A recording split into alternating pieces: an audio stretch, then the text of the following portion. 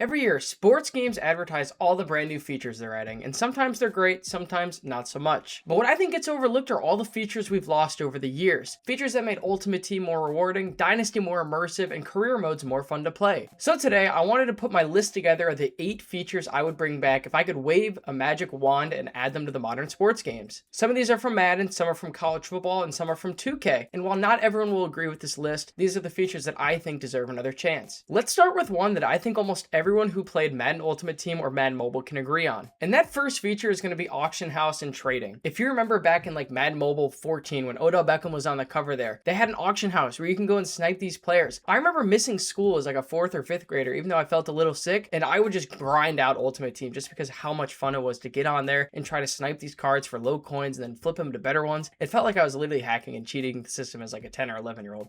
But it was the most fun that I had on Ultimate Team was when they had the auction house. And back in Ultimate Team, you used to be able to trade too. And one of the most fun parts about playing in Madden Mobile was the auction house. And now you can't even go on it and buy the players that you want. Same with trading. I can't remember exactly if they have trading in Madden Mobile. I think they did. I don't know why I remember they did, but I think they did. But in Ultimate Team, they definitely had trading, and you were able to trade with your friend or like have a separate account, grind up for the players you wanted to get with enough coins and then transfer them over and kind of like help yourself out. But now EA decided, oh, that's an unfair advantage. So can't do that. You have to pay real money to get coins, and the prices are like $100 for 1,000,000 coins, and it's just not worth it. You could basically get the exact player you wanted. Sniping was great. You could trade with your friends, and they removed it just because of the third-party markets and the exploits that people would bring. Could they bring it back with restrictions? I don't know, with all the modding going on, especially with how advanced technology is. I don't know how that would work. It would be great and would probably get me back into Ultimate Team if I could at least go on a market and buy players. Now, speaking of building a team, there's another thing that I think modern sports games rely on a little too much, and that's that I wish that the player ratings matter more than the overall. For example, a person like Tyreek Hill at an 80 overall should not have like 83 speed. Just because he's an 80 overall, it like scales the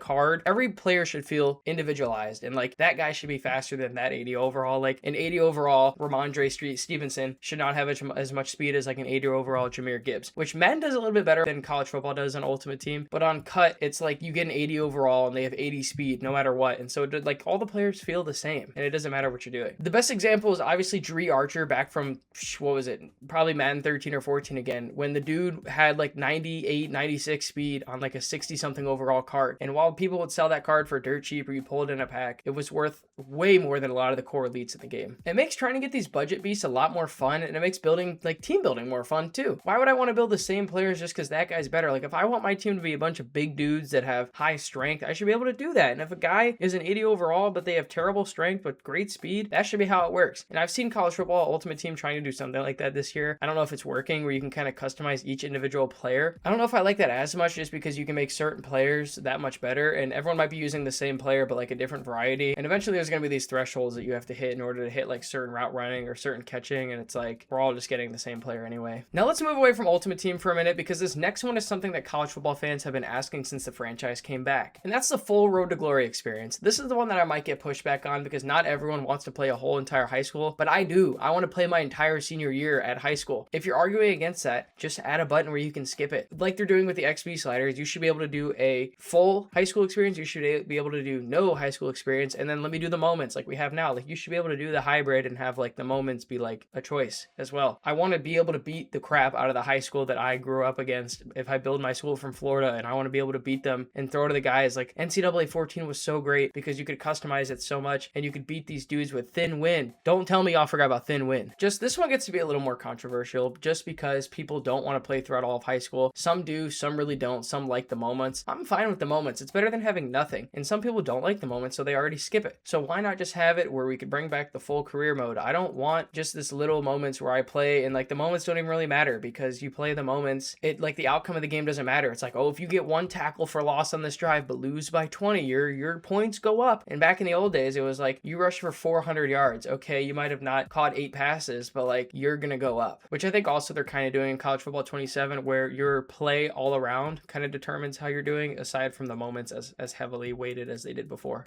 Now back to Ultimate Team, because this one was one of my favorites on Madden Mobile, and I think they even had these in Ultimate Team, and that's game changer cards. I loved getting these cards that would have like +2 awareness, -1 agility, and it would boost your overalls of your entire team.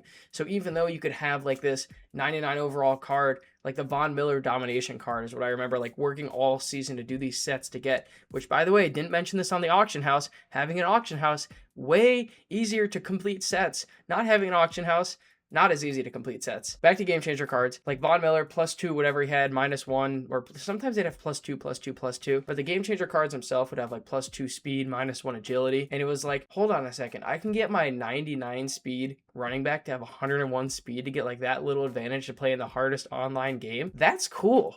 I want to be able to juice these cards up to have 102 strength. It doesn't need to be 140 strength like Madden Mobile does now. And if you open up Madden Mobile now, there's like a power rating or like an overall rating where like, oh, you got 107 overall Brock Purdy, but that's like bad. I don't know. I don't really like Ultimate Team right now. I've tried to play it like once a year. It just never works out. So game changer cards, even though it would take away from an attribute, it made team building a lot more fun because you'd be like, okay, I don't want to have too many cards that have minus speed on it, even though this is going to like boost the strength of my entire offensive line, because then all my team is going to be slower.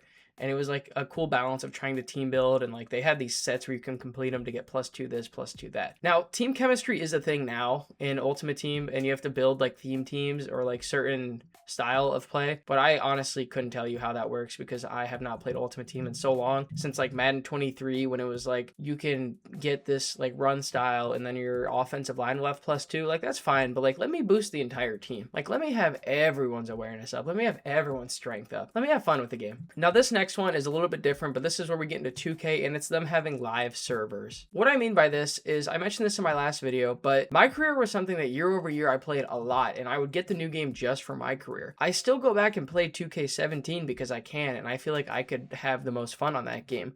But now, I mentioned this in the last video, I had 100,000 VCs sitting on 2K22 or 2K23 because I pre-ordered it, and I'm like, man, one day I'm going to get around, I'm going to crack a build out, and I'm going to play that.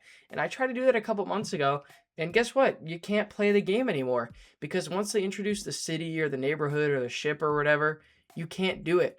Like the old, you can't play my career anymore, and so 100,000 VC just goes to waste for me. While I understand 2K being online in my career makes it a little bit more challenging, I would love it if they could just say, hey, here's what we're going to do. We're going to shut down those live servers. You're not going to be able to play with people, but you can still play your career. You can still make a my career and build that player up in 2K23, which you can't even do anymore. It's like, why are you taking away? It's like you're giving me the key to this to rent, and after 2 years, if you don't buy the new one, it's gone. It's like, what are we doing? Why is that how the game works? I really don't want this video to be negative, so I want to go back to another feature that has to do with progression and is on Madden Ultimate Team, and it reminds me of the good old Madden 17, Madden 18 days, and that's power-up cards.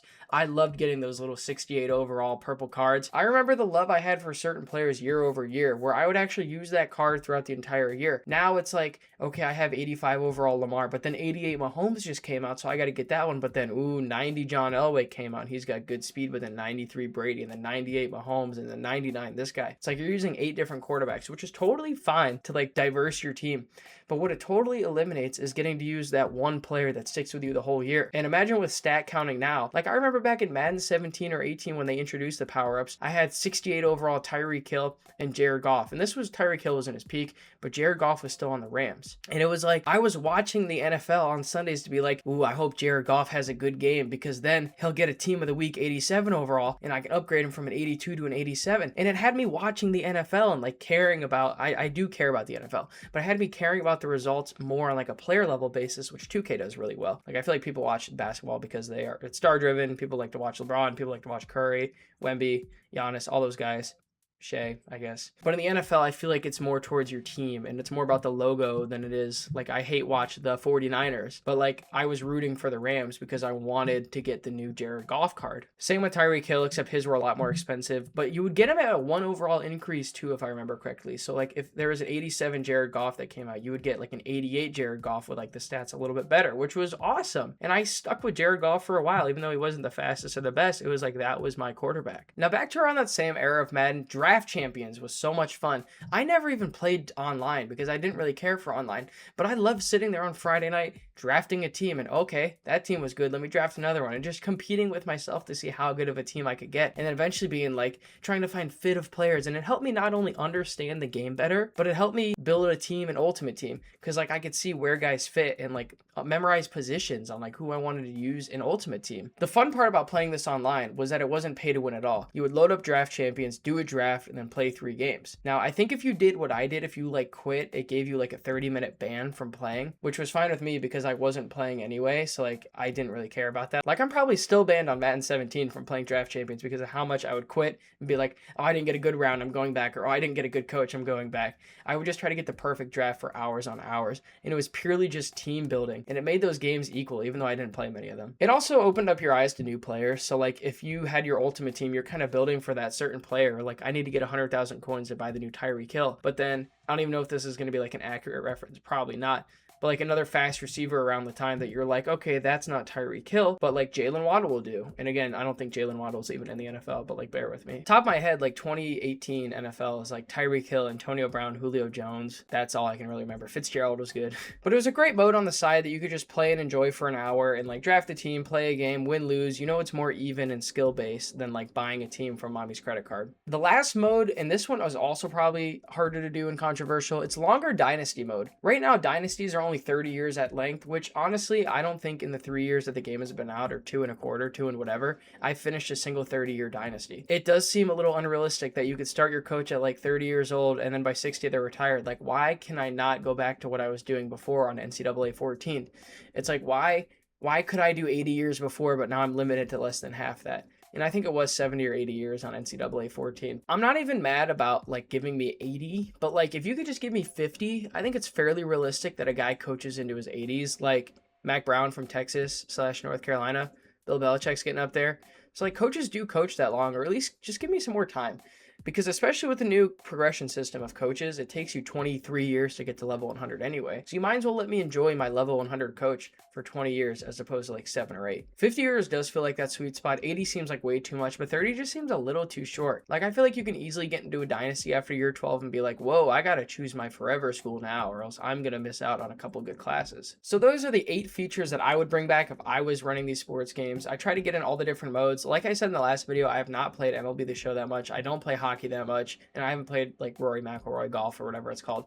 So like the main game modes I've played are Madden and 2K and obviously college football. What's one feature that didn't make my list that you guys would have added? I'm actually genuinely curious to see what you guys have added, because this fan base of sports games goes on for eternity. And if there's something from whatever game you love that they took away that you want back, leave it down below, because I love getting nostalgic and thinking about when I was 10 years old. If you guys enjoy this type of content, please subscribe, because I plan on making videos about what if college football or what if Madden added eras mode like 2K. I think that topic could be so much fun, but that's a video for a different day. Be nice to people today, and I'll catch y'all in the next one. Peace.